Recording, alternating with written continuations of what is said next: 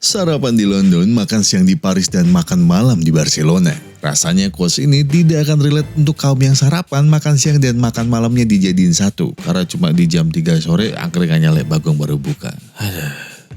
Tapi tidak bagi Eugene. Terlahir dari keluarga sangat kaya raya, sudah menjadi CEO di umur 19 tahun dan memiliki kekayaan pribadi senilai 35 miliar dolar atau setara dengan 500 triliun rupiah. Cocoknya 500 triliun cuk. Benar, 500 triliun rupiah. Jelas quotes di awal tadi bukanlah hal susah diwujudkan bagi Eugene. Namun tidak, Eugene selain seorang CEO dan juga salah satu pria terkaya di Cina memiliki ketertarikan khusus soal makanan. Baginya, sebuah makanan adalah mahakarya terbaik yang bisa manusia ciptakan. Perpaduan antara bumbu, bahan terbaik dan juga teknik memasak yang mumpuni menjadi standar tersendiri bagi Eugene. Eugene rela membayar berapapun harganya demi mendapatkan makanan enak. Bahkan saking gilanya, Eugene bisa membeli sebuah restoran beserta semua jajaran koki di dalamnya hanya karena makanan mereka membuat mood paginya menjadi bagus. Coba bayangin, kalian lagi asik-asik kupas bawang tiba-tiba dibeli sama saudagar Cina. Tapi ada satu hal yang tidak bisa Eugene beli. Ya, wanita dengan tampang pelongo-pelongo inilah yang nantinya akan menghancurkan semua prinsip Eugene soal makan dan memasak. Dan wanita pelongo-pelongo ini jugalah yang akan mengajarkan Eugene bagaimana cara menikmati makanan ala orang miskin. Kok miris ya? Ya udah, baiklah, begini ceritanya.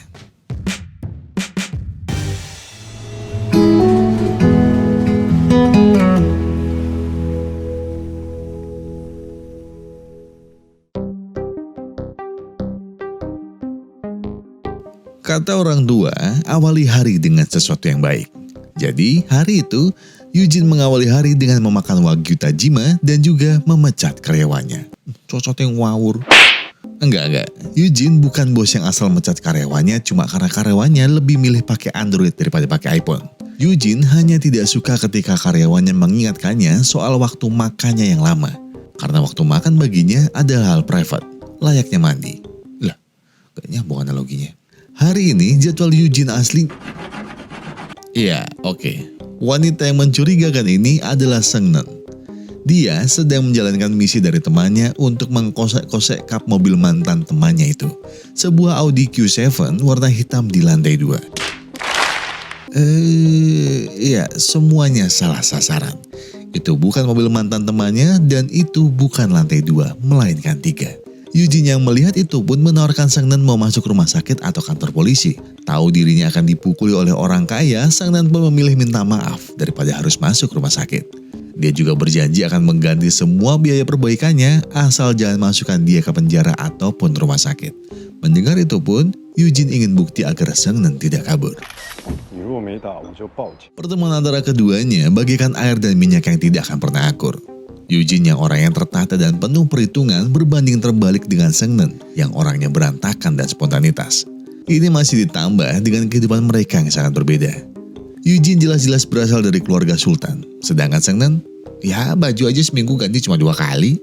Rasanya seperti semesta tidak akan memberikan mereka kesempatan untuk mengenal satu sama lain sedikit pun. Namun takdir selalu punya jalan untuk mempertemukan sepasang manusia yang memang sudah jodohnya. Hari itu, Seung-neun baru saja ditolak cintanya oleh manajer hotel tempatnya bekerja. Sang manajer itu berkata, kalau dia sangat senang dengan makanan buatan Seung-neun. Tapi dia kurang begitu senang dengan Seung-neun karena Seung-neun kurang begitu berisi. Cocote, sok ganteng lura ini. Setelah penolakan itu, Seung-neun dan sang manajer kaget saat melihat makanan yang baru dicuil sedikit menumpuk di dapur. Sang pelayan menjelaskan, kalau tamu di kamar 1123 meminta semua menu yang bisa resto mereka sajikan. Tapi tidak ada satupun makanan yang cocok dengannya. Semua makanan langsung dia muntahkan setelah sekali suap. Dan siapa sangka, tamu di kamar 1123 adalah Eugene. Ya, Eugene sedang berkunjung ke salah satu hotel di Shanghai dengan niatan ingin membeli salah satunya. Sudah puluhan hotel dia datangi, tapi tidak ada hotel yang cocok menurutnya, khususnya soal makanan. Maka dari itu, ini adalah hotel terakhir yang dia datangi. Dan menurut standarnya, hotel ini tidak layak beli, tapi dia beri kesempatan. Kalau makanan mereka enak, dia akan membeli hotel itu seluruhnya. Maka dari itu, sang manajer hotel meminta tolong dengan awkward ke Sang-nan. Dia berkata kalau yang bisa menyelamatkan muka hotel ini adalah dirinya. Dan dia hanya punya waktu kurang dari 20 menit untuk membuktikannya. 无关人员请离开厨房。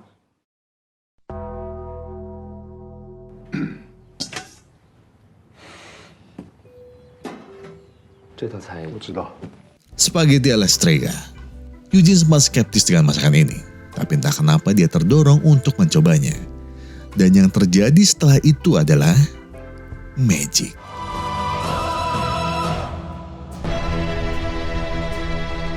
Perpaduan antara saus strega aromatik yang kuat serta jahe, bawang serta tomat yang disatukan dalam satu panci seolah membuat masakan ini mengerti apa yang lidah ingin rasakan. Dan yang lebih gilanya mengganti lemon dengan serai dan juga percampuran anggur merah hangat.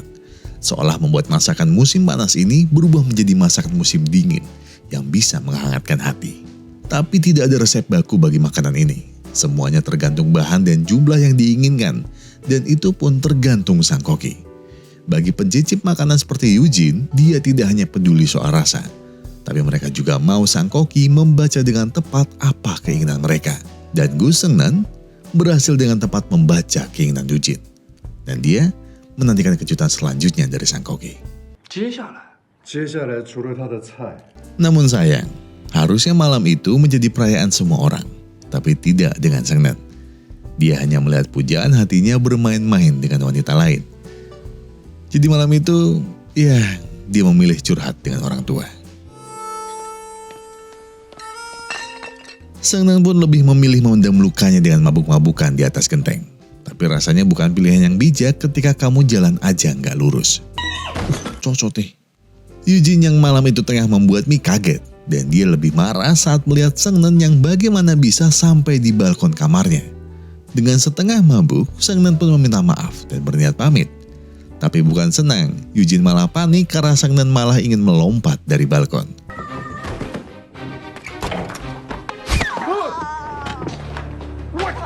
Ya ternyata enggak. Sang-nan malah jatuh di balkon lagi. Sambil menarik kaki Eugene, ia bertanya, kenapa dia dicampakkan oleh para pria? Apakah dirinya terlalu jelek? Eugene pun dengan bijak memberitahu Sang-nan, kalau jelek itu sebuah tragedi. Tapi baru bisa dikatakan tragedi jika jelekmu keterlaluan. Dan itu pun bisa dikategorikan spesial. Tapi jelekmu, ya jelek yang biasa aja, jadi ya rasanya hambar. Bahkan jelek ya ono kastane lucu. Mendengar itu, Sang-nan malah marah dan seenaknya masuk ke kamar Eugene. Tak mau kamarnya berantakan dan terkena jackpot, akhirnya Eugene membuat keputusan sulit.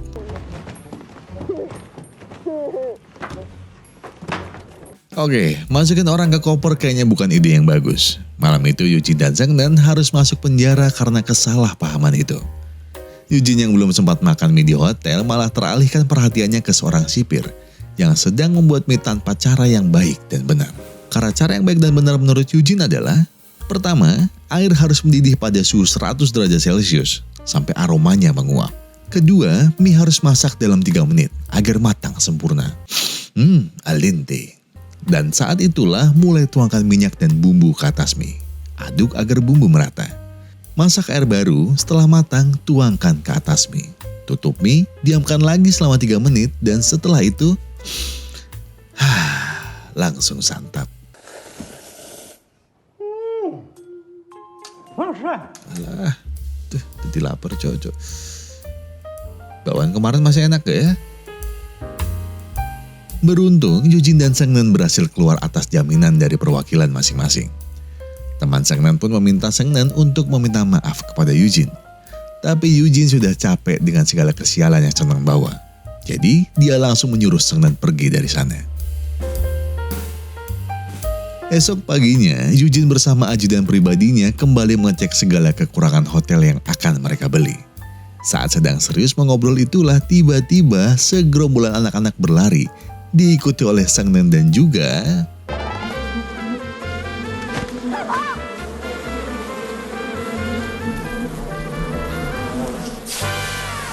ya, Ya pada akhirnya para anak-anak itu meminta maaf dan juga Seungneun. Yujin tak habis pikir, bisa-bisanya dia masih bertemu Seungneun di hotel tempatnya menginap. Saat bertanya Seungneun bekerja di bagian apa, Seungneun segera berkata, kasihan. Akhirnya Yujin pun memberikan Seungneun sebuah jam yang bisa memberikannya peringatan kalau semisal mereka berdua berada di jarak 50 meter dari masing-masing. Setelah itu Seungneun pergi. Setelah Seungneun pergi, Yujin pun masih punya masalah. Dia harus menghadiri conference call dengan para staf hotelnya yang ada di Thailand. Jadi agar tetap terlihat berwibawa, ya Yujin pun ya madep samping. ทุกคนหันไปทางนั้นนั่นคือตู้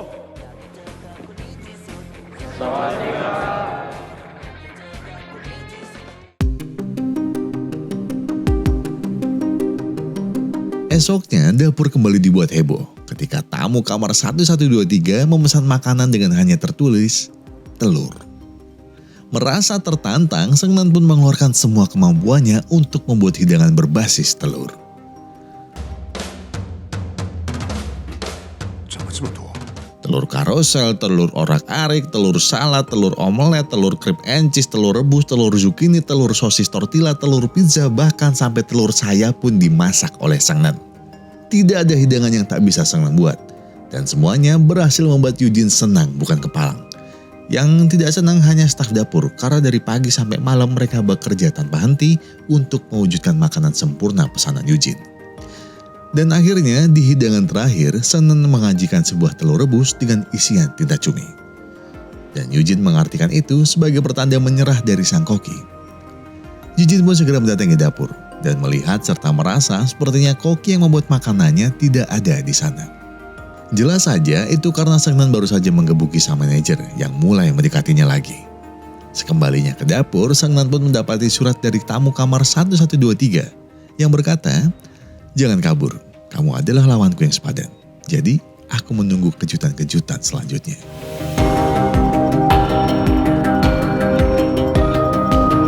Oke, jadi keadaannya begini. Baik Yujin maupun Seungneun tidak ada yang tahu kalau selama ini mereka sudah saling kenal dan berkomunikasi lewat makanan. Yujin tidak tahu kalau koki yang dia kagumi adalah Seungneun. Sedangkan Seungneun tidak tahu kalau tamu kamar 1123 adalah Yujin. Tanpa mengetahui latar belakang maupun wajah masing-masing, keduanya merasakan hubungan yang kuat lewat makanan. Yujin tahu makanan buatan Seungneun itu enak. Dan Seungneun tahu makanan yang enak untuk Yujin. Seolah mereka berdua bagian nasi dengan lauk rendang yang tersaji hangat di atas piring. Perfecto. Hari ini dapur kembali diributkan dengan pesanan dari kamar 1123. Waktu, tempat, dan momentum. Mereka dibebaskan membuat apapun, yang penting ketiga makanan itu harus menggambarkan waktu, tempat, dan juga momentum. Jadi hidangan yang Seungneun buat sebagai representasi waktu adalah barbecue dengan saus cabai Argentina.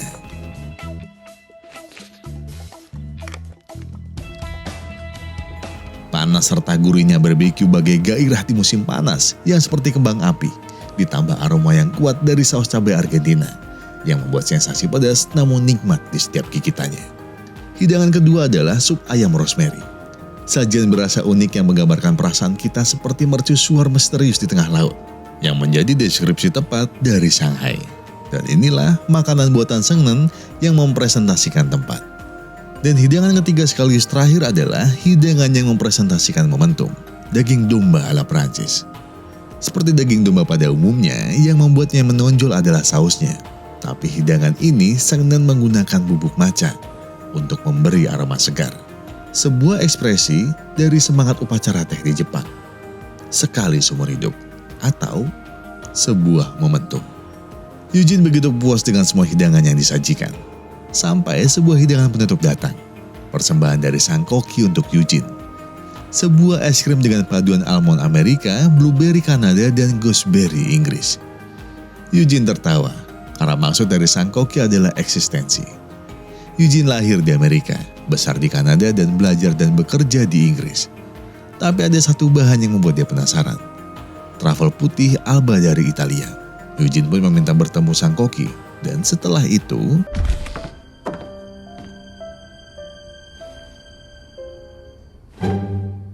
Koki yang keluar itu pun dengan wajah tegang berkata, kalau koki yang memasak ini semua menolak untuk bertemu. Karena sepertinya komunikasi mereka sudah terjalin sangat baik lewat makanan. Dan lagi maksud kenapa ada rasa truffle di situ adalah karena truffle merupakan bahan makanan yang hanya bisa tumbuh dengan mematikan tumbuhan lain. Dengan kata lain, truffle menjadi bahan termahal dengan cara membunuh semua yang ada di sekitarnya. Eugene yang tak terima dengan itu langsung pergi ke dapur untuk mencari sendiri sang koki. Namun Seungnan sudah keburu pergi. Eugene berusaha mengejar Seungnan karena dia ingin tahu siapa koki di balik semua makanannya. Sampai pada di sebuah kafe, Seungnan yang merasa sudah aman akhirnya mencoba keluar. Dan...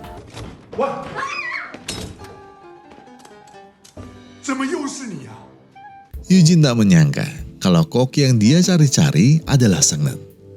Namun Seungnan beralasan kalau dia hanya tukang cuci di dapur. Tapi Eugene seperti mencium aroma dari saus daging domba yang dia makan sebelumnya. Namun Seungnan tetap beralasan kalau dia tidak sengaja kecipratan sedikit. Saat ingin menanyai lebih banyak, Seungnan berhasil kabur saat ada seorang bapak-bapak memergoki mereka sedang berduaan di WC. Esok paginya,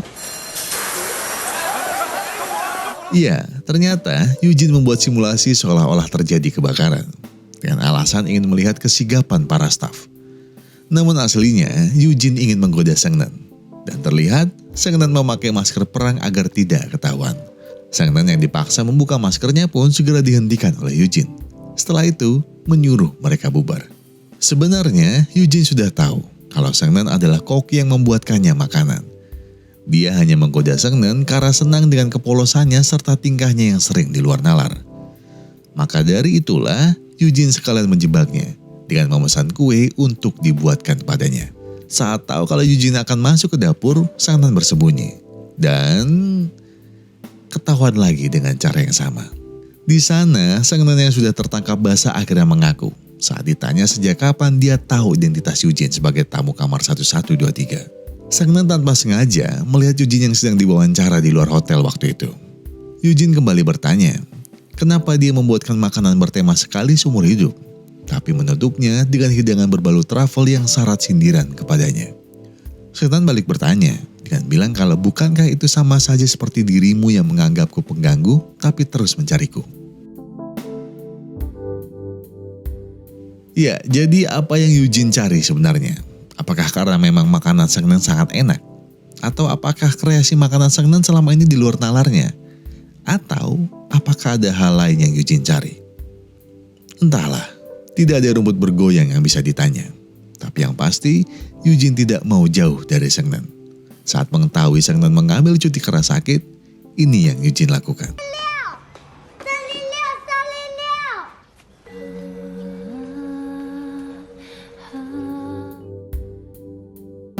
Keduanya sama-sama tersenyum saat kembali lagi saling menatap mata masing-masing.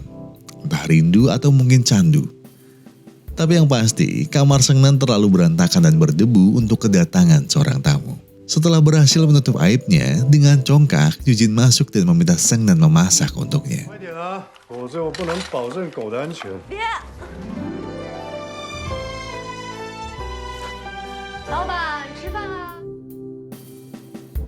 Saat akan makan, Eugene berkata kalau dia punya peraturan saat makan, yaitu dia hanya ingin makan seorang diri. Seungnan yang terlihat kesal merasa aneh. Apa nikmatnya makan sendiri? Eugene bilang kalau makan itu adalah hal intim. Layaknya seperti mandi, tidak mungkin dilakukan berdua. Dan lagi yang aneh itu Seungnan. Kenapa kamarnya begitu cerah tapi tidak ada horden? Seungnan bilang kalau dia suka melihat matahari. Tapi karena dia terlalu sibuk, dia hampir tidak pernah melihat cahaya senja dari kamarnya. Saat selesai itulah Seungnan kaget. Saat tahu kalau Eugene langsung tertidur pula setelah makan siang. Dengan hati-hati, Seungnan membereskan alat makan Eugene dan memakaikannya selimut. Entah berapa lama Eugene tertidur. Dia terbangun dalam kondisi hari sudah gelap dan kaget melihat dirinya sudah diselimuti. Eugene pun mencoba menengok ke kamar Seungnan dan melihat Seungnan yang tidur dengan ugal-ugalan. Dan setelah makan hampir bersama di apartemen Seungnan itulah Eugene jadi rajin ke sana. Bukan hanya makan siang, tapi juga menumpang tidur. Seng Nan jelas kaget. Ini pertama kalinya ada seorang pria tidur di tempatnya. Dan setiap malamnya Seng Nan tidak bisa tidur sama sekali. Entah dia mikir apaan. Tapi yang pasti dia mimpi dicemilin sama Eugene. Gula, kok Saru menas kae? Suatu malam, akhirnya setelah sedikit memaksa, Seng Nan diperbolehkan untuk makan bersamanya. Seng Nan penasaran, kenapa dengan uang yang sangat banyak Eugene masih saja bekerja. Karena kalau dia punya uang sebegitu banyak, jelas Seng Nan akan memilih kampanye. Sorry. Maksudnya foya-foya, malah kampanye. Eugene tertawa mendengarnya dan berkata kalau uang 35 miliar dolarnya dia dapat dengan memperkerjakan ratusan ribu karyawan. Dan masalahnya bukan di seberapa banyak dia punya, tapi apakah dia bisa menghasilkan 35 miliar dolar lagi? Seng Nan yang mendengar itu hanya tertawa. Diikuti Eugene yang tertawa melihat kepolosan Seng Nan karena tidak mengerti. Tapi enggak, mereka berdua sedikit keracunan ikan kembung yang masih terlalu mentah. Alhasil keduanya jadi melantur dan merasa kalau di dalam apartemen Seng Nan sedang hujan deras. Oh lah, mabuk cupung, mabuk iwak ceng.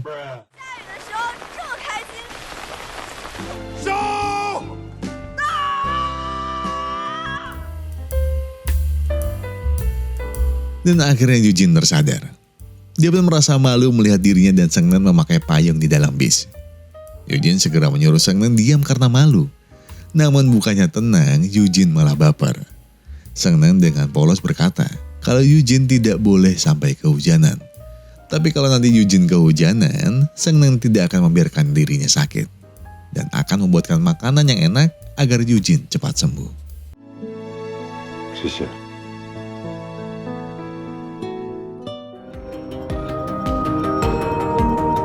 Esoknya dengan muka yang ceria, Seng Nan berniat mengantar bekal untuk Eugene. Tapi dia tidak menemukan siapapun di kamar 1123. Ternyata sudah 2 hari Eugene dan ajudan pribadinya pergi dari hotel. Segera dirinya menelpon sahabatnya yang memang dekat dengan ajudan pribadinya. Setelah mendapat alamat, Seng Nan langsung menerobos masuk dan segera melihat ke dalam. Alangkah kagetnya Seng Nan melihat Eugene sedang dilayani koki lain yang sama-sama wanita juga. Seng Nan yang merasa hubungannya dengan Eugene spesial ternyata tidak seperti yang dia bayangkan. Koki itu sudah melayani Eugene lebih dari 7 tahun. Dan yang lebih membuat Seng Nan marah adalah koki itu membuat makanan pertama yang pernah Seng Nan sajikan untuk Eugene. Jadi apa perasaan ini sebenarnya? Apakah memang Eugene hanya menganggapku sebagai koki saja? Kalau begitu kenapa hatiku sakit seperti ini? Kalau memang Tuhan menciptakan manusia berpasang-pasangan, kenapa aku harus berpasangan dengan manusia egois sepertinya? Dan kalau memang dia yang ditakdirkan semesta selama ini, kenapa rasanya aku tidak pernah mengerti dirinya sama sekali? Pertanyaan-pertanyaan itu seolah berulang di kepala Seng Nan, tanpa jawaban sama sekali. Hari-harinya yang penuh dengan Eugene, sekarang hanya tinggal cerita lalu. Mereka yang terbiasa berkomunikasi lewat makanan, sekarang memerlukan komunikasi lebih untuk sekedar menenangkan diri. Melupakan yang kemarin dan berharap rasa ini tidak pernah kembali.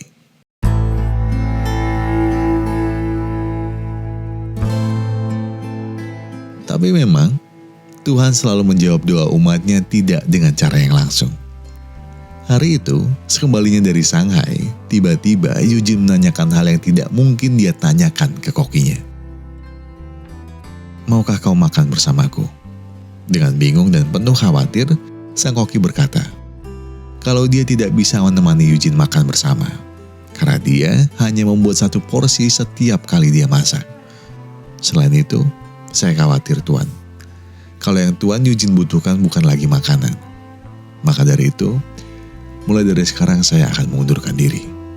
Perkataan kokinya itu begitu menohok Eugene. Karena ternyata hal yang selama ini dia cari dari makanan bukanlah rasa yang sempurna. Namun sebuah rasa yang selama ini sudah dia buang jauh-jauh semenjak sang ayah membuang anjingnya saat dia kecil. Semenjak dirinya yang berumur 19 tahun harus memecat seorang karyawan yang sudah bekerja bagi perusahaan ayahnya selama 20 tahun. Dan juga semenjak dia memutuskan untuk selalu makan sendirian. Dan rasa itu adalah rumah. Bukan hanya sebuah tempat singgah, tapi juga sebuah tempat untuk berkeluh kesah. Sebuah tempat yang tidak besar, tidak juga kecil, tapi mampu memberi kita memori indah saat diri kita kecil. Terbangun dengan setengah sadar, setelah itu mencium wangi masakan ibu dari dapur. Merasakan nikmatnya masakan ibu yang kadang kekurangan garam. Kabur saat ibu memarahi karena kita terlalu banyak mengambil cemilan di dapur. Ataupun merengek minta dibelikan martabak kepada bapak saat dirinya baru saja pulang kerja.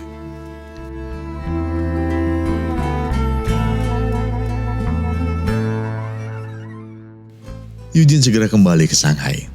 Dia ingin kembali ke tempat yang membuatnya nyaman selama ini, Seongnan. Tapi saat Eugene berhasil menemukan Seongnan, dirinya malah lari menjauh. Sekuat tenaga Eugene mengejar Seongnan yang bersembunyi dari dirinya. Sampai saat Seongnan terpojok, dirinya membentak Eugene dan bertanya untuk apa dia kembali lagi. Apakah Eugene tidak sadar kalau dia sudah menghancurkan perasaan Seongnan sampai berantakan? Apa Eugene juga tidak sadar kalau selama ini Seongnan mencintainya? Atau ini hanya perasaanku saja? Dengan satu tarikan nafas, Eugene menjawab semua pertanyaan Seongnan. Aku tidak memperkerjakanmu karena aku tidak punya posisi yang cocok untukmu. Karena aku sadar, posisi yang cocok untukmu adalah di sisiku. Aku selalu berpikir kalau aku senang makan sendirian. Tapi semenjak bertemu denganmu, aku sadar kalau aslinya tidak ada yang senang makan bersamaku. Tapi semenjak kau memaksa untuk makan bersamaku, dinding itu luntur perlahan. Aku benci sifat cerobohmu. Aku benci sifat berantakanmu. Dan aku benci membayangkan diriku yang makan bersamamu. Karena jika kau bertanya bagaimana perasaanku sekarang, aku tidak bisa memilih untuk menyukaimu atau tidak. Karena aku mencintaimu. Aku mencintaimu seperti aku mencintai kelebihan dan juga kekuranganmu. 开门！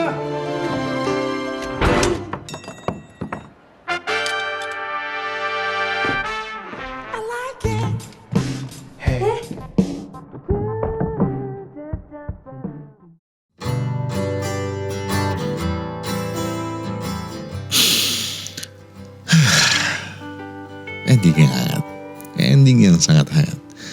Jadi dengan ending yang hangat, harus kita akhiri juga dengan quote hangat dari Lek Bagong. Saya nggak yakin sama ini, tapi ya udahlah. Oke, yang ini ya Lek. Oke. Hah? PHP bukanlah pemberi harapan palsu, tapi orang Madura yang jual HP. PHP. Ya Allah, PHP, ya Allah Le, PHP.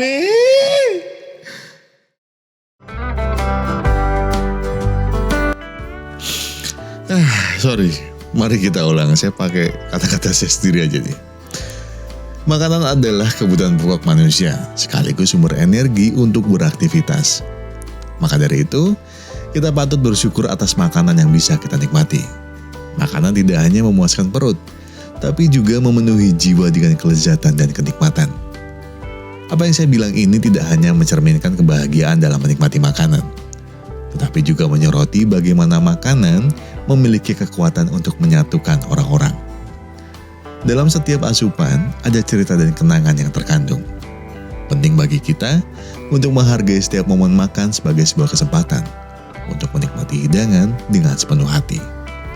Jadi, nikmati makananmu dengan penuh kesyukuran. Makanlah dengan penuh perhatian dan nikmati setiap gigitannya. Tapi jangan hanya makan untuk hidup, tetapi hidup untuk makan dengan bijak. Jadi makanlah yang penuh dengan kehati-hatian dan rasa syukur. Karena ada yang tidak seberuntung kita. Dan saya Gogon serta segenap tim Pusreng Epic Glory mengucapkan terima kasih sudah menonton video ini sampai habis. Dan terus lagi, kalau kalian senang dengan video ini, kalian bisa like. Dan kalau kalian senang dengan channel ini, kalian bisa subscribe. Dan kalau kalian ingin membantu channel ini berkembang dengan lebih cepat dan sedikit lebih pesat, ya gak ada masalahnya tombol teksnya dipencet. Enggak, ya tidak maksa, berapapun tidak masalah. Tapi sekali lagi terima kasih buat kalian yang sudah mendukung channel Sebatin sampai sekarang nih. dan semoga sampai nanti. Dan kalau channel ini besar, doa kami adalah selalu sama. Semoga channel ini nantinya bisa menjadi berkat untuk banyak orang. Di situ. Jadi kalau kalian lagi ada masalah, kalau kalian lagi ada yang dipikirin, kalau kalian lagi ada yang berat banget, gak ada salahnya buat ambil waktu sebentar. Duduk, tenggak kopi kalian, ambil korek kalian, habis itu sebatin aja dulu.